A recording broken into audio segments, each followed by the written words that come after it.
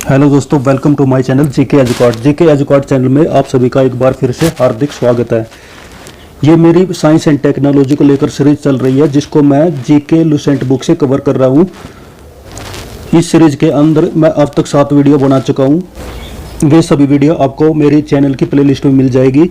आज हमारी 8वीं वीडियो होगी जिसमें हम कवर करेंगे Indian defence technology. Science and technology के अंदर हमने सबसे पहले चैप्टर कवर किया था स्पेस टेक्नोलॉजी को लेकर। स्पेस टेक्नोलॉजी के अंदर जो भी प्रोग्राम्स जो चलाए गए थे वो सब हमने पहले चैप्टर में कवर किए थे। सेकंड चैप्टर जो स्टार्ट हुआ था उसमें हमने कवर किया था न्यूक्लियर प्रोग्राम्स, जो कि हमने लास्ट के 2 वीडियो में कवर किया है, जिसके अंदर हमने न्यूक्लियर प्रोग्राम्स के बारे में बताया है। बात के अंदर परमाणु ऊर्जा के ऊपर रिसर्च और डेवलपमेंट कब से स्टार्ट हुई और इसमें कौन कौन से केंद्र काम करते हैं, और भारत में जो है परमाणु ऊर्जा से विद्युत का उत्पादन किया जाता है, उसकी कितनी यूनिट हमारे देश के अंदर कार्य करती है और कितनी अंडर कंस्ट्रक्शन है, और उससे हमें कितनी विद्युत ऊर्जा मिल जाती है, उस सब की डिटेल हमने लास्ट वीडियो में कवर की थी। और आज के वीडियो में हम इंडियन डिफेंस टेक्नोलॉजी के बारे में पढ़ेंगे। इंडियन डिफेंस टेक्नोलॉजी का मतलब है कि रक्षा क्षेत्र के लिए जो भी वेपन तैयार किए जाते हैं, चाहे वे मिसाइल्स हो, चाहे वे फाइटर जेट्स हो, फाइटर एयरक्राफ्ट हो, हेलीकॉप्टर्स हो, सबमरीन्स हो, एयरक्राफ्ट करियर हो, या किसी भी तरह के फाइटिंग वेपन्स हो, वे हमारे देश के अंदर तैयार किए जाते हैं। तो उन सब के ऊपर अनुसंधान करना, विकास करना, यानी कि रिसर्च और डेवलपमेंट करना इंडियन डिफेंस टेक्नोलॉजी का मुख्य कार्य है। इसकी शुरुआत 1958 में हुई थी। जिस प्रकार से हमने स्पेस टेक्नोलॉजी के अंदर पढ़ा था, स्पेस टेक्नोलॉजी की शुरुआत 1962 ईस्वी से शुरू हुई थी और इसका कार्यभार किसको दिया गया? इसरो को, और जिसके जनक कौन थे? विक्रम साराभाई। उसी प्रकार से न्यूक्लियर टेक्नोलॉजी के अंदर हमने पढ़ा था, न्यूक्लियर टेक्नोलॉजी की शुरुआत इंडिया में 1948 ईस्वी से शुरू हुई थी और इसकी जो मेन ऑर्गेनाइजेशन है वो है बार्क, और जिसके जनक माने जाते हैं होमी जहांगीर बाबा। उसी प्रकार से डिफेंस टेक्नोलॉजी की जो शुरुआत है वो 1958 से मानी जाती है। इसकी जो मेन ऑर्गेनाइजेशन है वो है DRDO, और इसके जो जनक है वो है डॉक्टर APJ अब्दुल कलाम। जो डिफेंस टेक्नोलॉजी के अंदर हम पढ़ेंगे मिसाइल्स के बारे में, आर्मी टैंक्स के बारे में, आर्मी वेपन्स जो यूज किए जाते हैं उनके बारे में। इसके अलावा फाइटर जेट्स, फाइटर हेलीकॉप्टर्स, पनडुबिया जिसको सबमरीन कहा जाता है, और एयरक्राफ्ट करियर जो नेवी के द्वारा यूज किए जाते हैं, उन सब के ऊपर हम ये चैप्टर में पढ़ेंगे। तो शुरू करते हैं भारतीय रक्षा प्रौद्योगिकी यानी कि इंडियन डिफेंस टेक्नोलॉजी।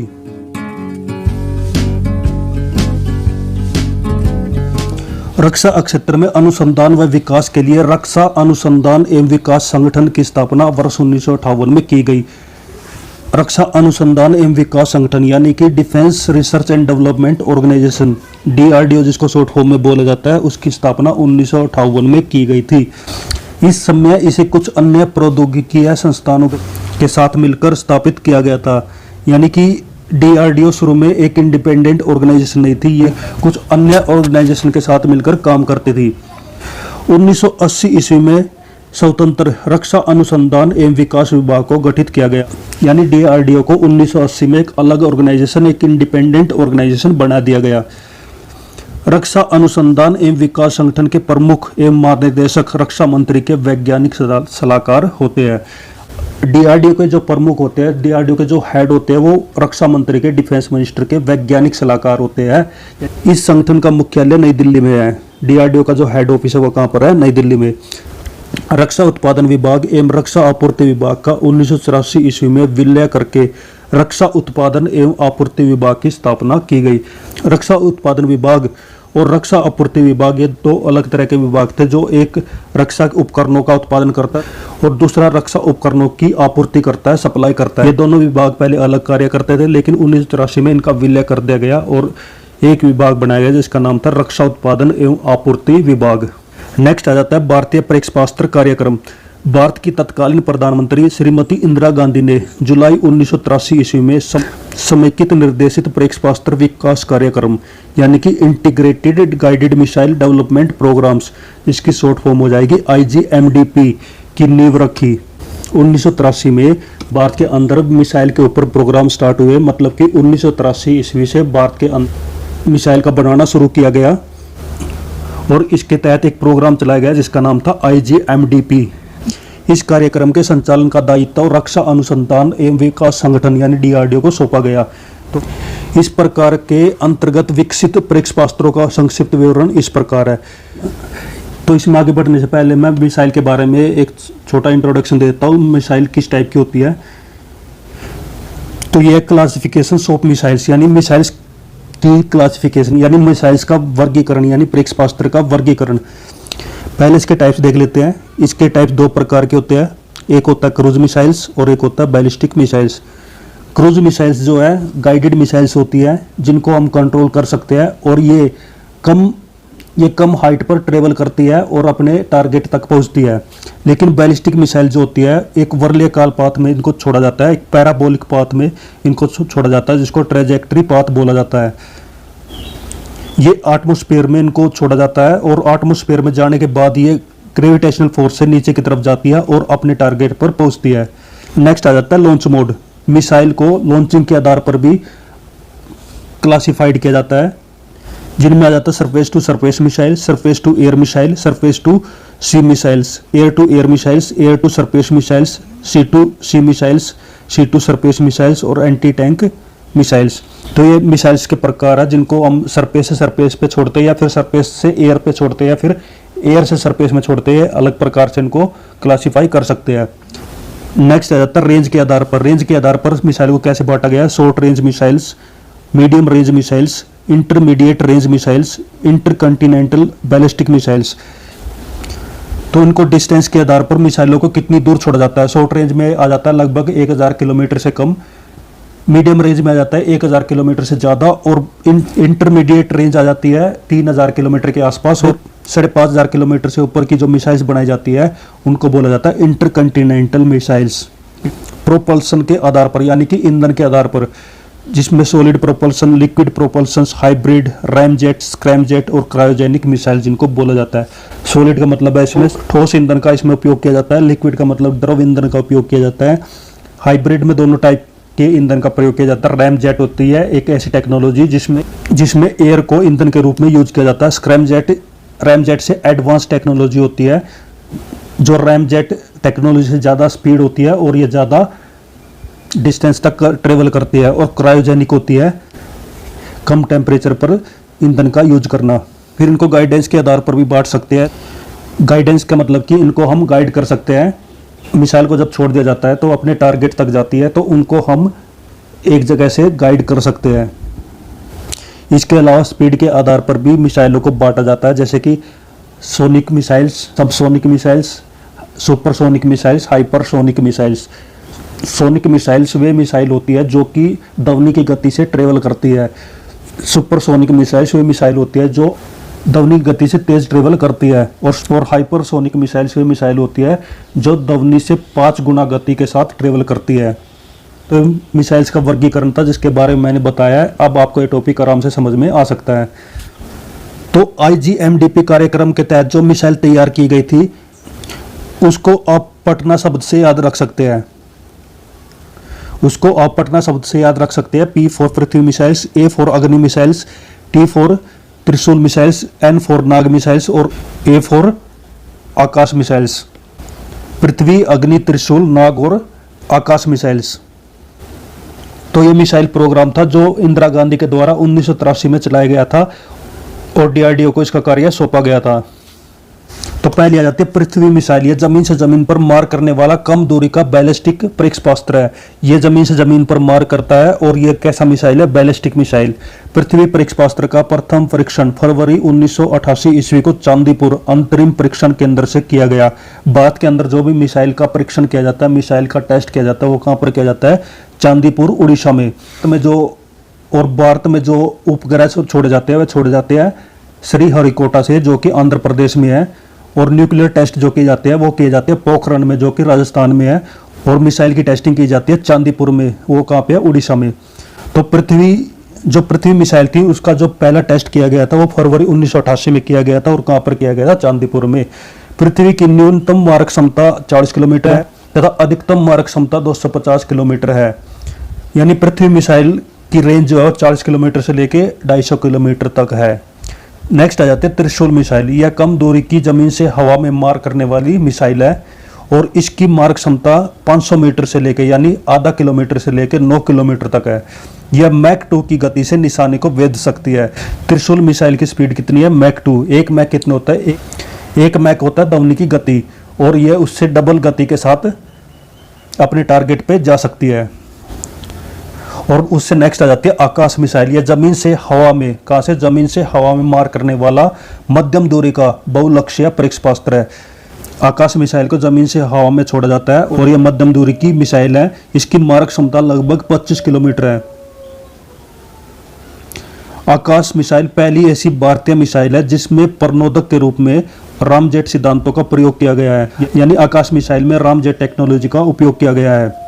इसकी तकनीकी को दृष्टिगत करते हुए इसकी तुलना अमेरिकी पैट्रियट मिसाइल से की जा सकती है, यानी अमेरिका में पैट्रियट मिसाइल जो यूज की जाती है उसके कंपैरिजन की मिसाइल है आकाश मिसाइल। यह परंपरागत एवं परमाणु आयुध को ढोने की क्षमता रखती है और इसे मोबाइल लॉन्चर से भी छोड़ा जा सकता है। मोबाइल लॉन्चर का मतलब है ऐसे लॉन्चर जो मिसाइल को छोड़ते हैं और हम कहीं पर भी ले जा सकते हैं। नेक्स्ट आ जाती है अग्नि मिसाइल। अग्नि श्रेणी में 5 प्रक्षेपास्त्र है, यानी अग्नि क्या है? मिसाइल की एक सीरीज है जिसमें 5 तरह की मिसाइल यूज की जाती है, जिसमें आ जाता है अग्नि 1 मिसाइल, अग्नि 2 मिसाइल, अग्नि 3 मिसाइल्स, अग्नि 4 मिसाइल और अग्नि 5 मिसाइल्स। ये पांचों मिसाइल जो है अलग अलग दूरी के लिए बनाई गई है, इनको डिस्टेंस के आधार पर डिवाइड किया गया है। अग्नि जमीन से जमीन पर मार करने वाली मध्यम दूरी की बैलिस्टिक मिसाइल है। अग्नि मिसाइल कैसी है? बैलिस्टिक मिसाइल है और यह जमीन से जमीन पर मार करती है। अग्नि 3 की मारक क्षमता 3000 किलोमीटर से अधिक है और इसे 5000 किलोमीटर तक बढ़ाया जा सकता है। अग्नि 3 की जो मारक क्षमता है वो उसका जो टारगेट है वो 3000 किलोमीटर तक का है और इसको 5000 किलोमीटर तक बढ़ा सकते हैं। पनडुब्बी से छोड़े जाने वाली अग्नि 3 SL का विकास भी किया जा रहा है, यानी ऐसी मिसाइल भी तैयार की जा रही है जो पनडुब्बी से, जो सबमरीन से छोड़ी जा सकती है। और इस मिसाइल का क्या नाम होगा? अग्नि 3 SL सबमरीन लॉन्चर। अग्नि 3 को पाकिस्तान की हाथ 3 तथा इजराइल की जेरिको 2 की श्रेणी में रखा जा सकता है, यानी इस तरह की मिसाइल जो है पाकिस्तान और इजराइल भी यूज करता है। अग्नि 3 का परंपरागत एवं परमाणु दोनों प्रकार के विस्फोटों को ले जाने की क्षमता रखती है। इसमें दोनों तरह के विस्फोट लेके जा सकते हैं, परंपरागत और परमाणु। भारत ने 15 नवंबर 2011 को इंटरमीडिएट बैलिस्टिक मिसाइल अग्नि 4 का उड़ीसा के व्हीलर द्वीप से सफलतापूर्वक परीक्षण किया। अग्नि 4 की टेस्टिंग कब की गई थी? 2011 को। और कहां पे? उड़ीसा के व्हीलर द्वीप से। यह प्रक्षेपास्त्र 3500 किलोमीटर तक मार करने में सक्षम है। अग्नि 4 मिसाइल जो है 3500 किलोमीटर तक जा सकती है। इसमें ठोस प्रणोदक के 2 चरण और एक पेलोड होता है। इसमें जो स्टेज होती है 2 स्टेज होती है। इसमें ईंधन की 2 स्टेज होती है और दोनों स्टेज में ठोस ईंधन का उपयोग किया जाता है और उसके ऊपर पेलोड लगाया जाता है। पेलोड ही मेन चीज होती है जिसमें कि विस्फोटक की सामग्री डाली जाती है। इसमें 2 स्तरीय हथियार प्रणाली है जो ठोस प्रणोदक से चलती है। यह जमीन से जमीन पर मार करने वाली मिसाइल परमाणु हथियार ले जाने में सक्षम है और यह परमाणु हथियार को भी लेके जा सकती है। भारत के द्वारा 19 अप्रैल 2012 को अग्नि 5 का सफल परीक्षण किया गया। यह है भारत की सबसे खतरनाक मिसाइल अग्नि 5 जिसका परीक्षण 2012 में किया गया। इस परीक्षण के साथ ही भारत भी अंतर महाद्वीपीय प्राक्षेपिक प्रक्षेपास्त्र क्लब में शामिल हो गया है, जिसमें अब तक केवल 5 सदस्य राष्ट्र थे: अमेरिका, रूस, चाइना, फ्रांस और यूनाइटेड किंगडम। अग्नि 5 मिसाइल के बारे में बता देता हूँ। यह भारत की ऐसी मिसाइल है जो लगभग 5500 किलोमीटर से भी अधिक डिस्टेंस ट्रेवल कर सकती है। इसके टारगेट जो है यूरोप तक हो सकते हैं। अगर इस मिसाइल को हम भारत से छोड़ते हैं तो इसके टारगेट यूरोप तक कवर किए जा सकते हैं, यूरोप के देशों तक कवर किए जा सकते हैं, यानी कि इसमें पूरा चाइना, पूरा पाकिस्तान और पूरा एशिया कवर हो जाता है। और इसको ICBM इंटरकंटिनेंटल बैलिस्टिक मिसाइल्स क्लब में शामिल किया गया है, यानी इस प्रकार की मिसाइल सिर्फ 5 ही देशों के पास है, वो है अमेरिका, रशिया, चाइना, फ्रांस और यूनाइटेड किंगडम। मोस्ट इंपोर्टेंट है, अग्नि 5 का सफल परीक्षण कब किया गया था? 19 अप्रैल 2012 में। हालांकि 5500 किलोमीटर से अधिक मारक दूरी को ही ICBM की श्रेणी में माना जाता है, लेकिन अग्नि 5 की मारक दूरी इस अंतर्राष्ट्रीय मानदंड से 500 किलोमीटर कम है। ICBM की जो श्रेणी है उसमें 5500 किलोमीटर की मिसाइलों को रखा जाता है, लेकिन अग्नि 5 की जो रेंज है वो 500 किलोमीटर कम है, यानी कि इसकी रेंज 5000 किलोमीटर बताई है। अग्नि 5 की जद में बीजिंग और शंघाई सहित अधिकांश चीन, पाकिस्तान, दक्षिण एशिया, यूरोप और अफ्रीका के कुछ हिस्से आते हैं। यानी कि यूरोप और अफ्रीका तक ये मार कर सकती है। अमेरिका और ऑस्ट्रेलिया अग्नि 5 की सीमा से बाहर है, यानी अमेरिका और ऑस्ट्रेलिया अग्नि 5 की रेंज में नहीं आते, लेकिन इसको भी बहुत जल्दी कवर कर लिया जाएगा क्योंकि भारत के अंदर अग्नि 6 मिसाइल के ऊपर भी विकास चल रहा है। इसमें सैटेलाइट प्रक्षेपण की क्षमता है, यानी इसको सैटेलाइट के द्वारा भी कंट्रोल किया जा सकता है और इससे अनेक छोटे छोटे मिसाइलों को छोड़ा जा सकता है। अग्नि 5 सैटेलाइट रोधी मिसाइल भी है। सैटेलाइट के द्वारा जो है मिसाइलों को सर्च करके उनको नष्ट कर दिया जाता है, लेकिन अग्नि 5 में ऐसी टेक्नोलॉजी है जो कि सैटेलाइट रोधी मिसाइल है, सैटेलाइट को भी ये चकमा दे सकती है। और नेक्स्ट आ जाती है नाग मिसाइल। ये टैंक रोधी निर्देशित प्रक्षेपास्त्र है, यानी कि ये एंटी टैंक मिसाइल है। इसकी मारक क्षमता 4 किलोमीटर है, 4 किलोमीटर तक का ये टारगेट कवर कर सकती है। इसका प्रथम सफल परीक्षण नवंबर 1990 में किया गया था। इसकी पहली टेस्टिंग कब की गई थी? 1990 में। इसे दागो और भूल जाओ टैंक रोधी प्रक्षेपास्त्र भी कहा जाता है, क्योंकि इसे एक बार दागे जाने के बाद इसको पुनः निर्देशित करने की आवश्यकता नहीं पड़ती। यानी इसको टारगेट पे एक बार छोड़ दिया जाता है तो फिर ये इसको कंट्रोल नहीं किया जा सकता, ना ही इसके टारगेट को चेंज कर सकते। यानी किस सिद्धांत पर कार्य करती है? दागो और भूल जाओ। नेक्स्ट आ जाता है रक्षा उत्पादन एवं आपूर्ति विभाग से जुड़े सार्वजनिक संस्थान। यानी रक्षा क्षेत्र में जो उत्पादन किया जाता है और उनकी जो सप्लाई की जाती है, उस विभाग से कौन कौन से सरकारी संस्थाएं जुड़ी हुई है, गवर्नमेंट ऑर्गेनाइजेशन काम करते हैं, वो यहाँ पर देख लेते हैं। जिसमें लेफ्ट साइड में संस्थाएं यानी कि ऑर्गेनाइजेशन दी गई है जो कि रक्षा क्षेत्र के लिए कार्य करती है। फिर उनके मुख्यालय, उनके हेड ऑफिस दिए गए हैं और फिर उनके स्थापना वर्ष बताए गए हैं। पहले आ जाता है हिंदुस्तान एरोनॉटिक्स लिमिटेड, जिसको HAL भी बोला जाता है, जिसका मुख्यालय, जिसका हेड ऑफिस बेंगलुरु में है और इसकी स्थापना 1964 ईस्वी में की गई थी। भारत के लिए जो तेजस विमान है, जो तेजस फाइटर है, वो हाल के द्वारा तैयार किए गए हैं और इसने भारत के लिए हेलीकॉप्टर्स भी तैयार किए हैं। भारतीय इलेक्ट्रॉनिक्स लिमिटेड BEL, भारतीय इलेक्ट्रॉनिक्स लिमिटेड BEL इसकी शॉर्ट फॉर्म है और इसका हेड ऑफिस बेंगलुरु में है और 1954 में इसकी स्थापना की गई थी। भारत अर्थ मूवर लिमिटेड यानी BEML, इसका मुख्यालय, इसका हेड ऑफिस बेंगलुरु में है और 1964 में इसकी शुरुआत की गई थी। ये तीनों इंपॉर्टेंट है। नेक्स्ट आ जाते हैं मंझगांव डॉक लिमिटेड, जो कि मुंबई में है और इसकी स्थापना वर्ष है 1960। Goa shipyard limited, Vasco D gamma में इसका हेड ऑफिस है और इसका स्थापना वर्ष नहीं दिया गया। नेक्स्ट आ जाता है भारतीय डायनामिक्स लिमिटेड, जिसका मुख्यालय, जिसका हेड ऑफिस हैदराबाद में है और 1970 में इसकी स्थापना की गई थी। नेक्स्ट आ जाती है मिस्र धातु निगम लिमिटेड, जिसका मुख्यालय कहाँ पर है? हैदराबाद में और 1973 में इसकी स्थापना की गई थी। और नेक्स्ट आ जाती है गोल्डन रिच वर्कशॉप लिमिटेड, जिसका मुख्यालय कलकत्ता में है और 1934 में इसकी शुरुआत की गई थी। तो ये सभी संस्थान इंपॉर्टेंट है, इनके मुख्यालय, इनके हेड ऑफिस कंपटीशन एग्जाम में पूछ ले जाते हैं। हिंदुस्तान एरोनॉटिक्स लिमिटेड, जो कि भारत के लिए फाइटर और हेलीकॉप्टर तैयार करता है। भारतीय इलेक्ट्रॉनिक्स लिमिटेड, जो भारत के लिए रडार्स वगैरह इलेक्ट्रॉनिक्स उपकरण बनाता है। EVM machine, electronic voting machine, भी भारतीय इलेक्ट्रॉनिक्स लिमिटेड के द्वारा तैयार की गई है। भारतीय अर्थ मूवर्स लिमिटेड जो है, ये भारत के लिए मिलिट्री के लिए, आर्मी के लिए गाड़ियां तैयार करता है। मंझगांव डॉक लिमिटेड और गोवा शिपयार्ड लिमिटेड जो है, ये भारत के लिए नेवल शिप तैयार करता है, टैंक्स वगैरह भी बनाता है।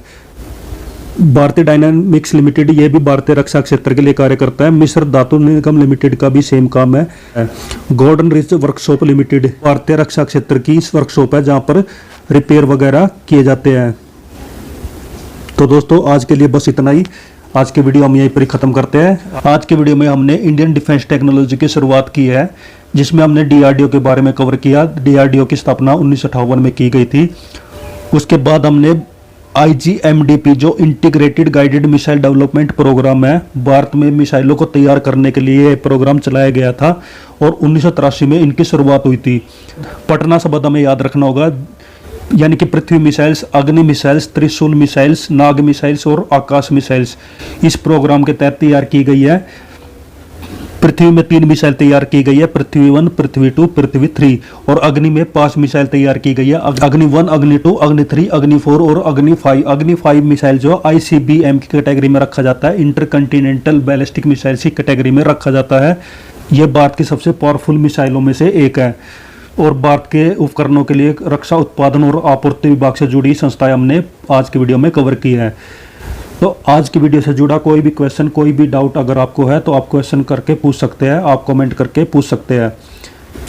आज की वीडियो आपको कैसी लगी है कमेंट करके ज़रूर बताइएगा। अगर आपको ये वीडियो अच्छी लगी है, आपकी समझ में आई है, तो इस वीडियो को लाइक करना और अपने दोस्तों, अपने सोशल मीडिया पर इस वीडियो को शेयर करना, ताकि अधिक से अधिक ये वीडियो सर्कुलेट हो सके। तो दोस्तों, आप अच्छे तैयारी करिए, खुश रहिए, मुस्कुराते रहिए। मेरी तरफ से बेस्ट ऑफ लक सभी को। Thank you. जय हिंद, जय भारत, वंदे मातरम।